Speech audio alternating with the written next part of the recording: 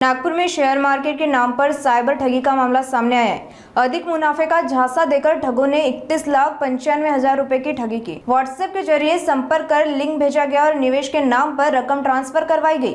पीड़ित की शिकायत पर साइबर पुलिस थाने में मामला दर्ज किया गया। पुलिस जांच में जुटी हुई है। नागरिकों से ऑनलाइन निवेश में सतर्क रहने की अपील की गई। पोलीस ठाण्याकडे गुन्हा नंबर 103/25 दाखल असून सदर तक्रारीमध्ये कंप्लेंट सुरेश राठोड बजाज नगरचे राहणार सरदार पेठ येथील त्यांना व्हॉट्सअप ग्रुपमध्ये ऍड करून व्हॉट्सअप ग्रुपच्या माध्यमातून वेगवेगळ्या शेअर मार्केटमध्ये गुंतवणूक करण्याचे आमिष दाखवून वगैरे 13,27,376 रुपयाचे त्यांच्यासोबत फसवणूक झाली होती।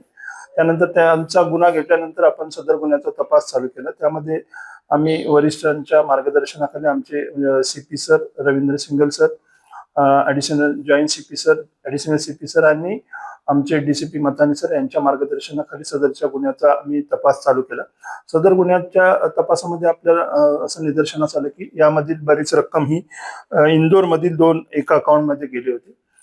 सदर ठिकाणी टीम PSI औटे यांनी टीम जाऊन त्याचा तपास घेतला असता ब्रिजेश नामदेवराव सूर्यवंशी वय 36 वर्ष आणि दीपक सुभाष चंद्र अग्रवाल वय 49 वर्ष यांच्या अकाउंटवर पैसे गेले होते 13 लाख रुपये। तर त्यांना सिल्वासा येथील पोलिसांनी अगोदरच ताब्यात घेतलं होतं। आम्ही तात्काळ नागपूर कोर्टाचा आदेश घेऊन सदर दोन्ही आरोपींना आपण ताब्यात घेऊन अटक केलेली आहे।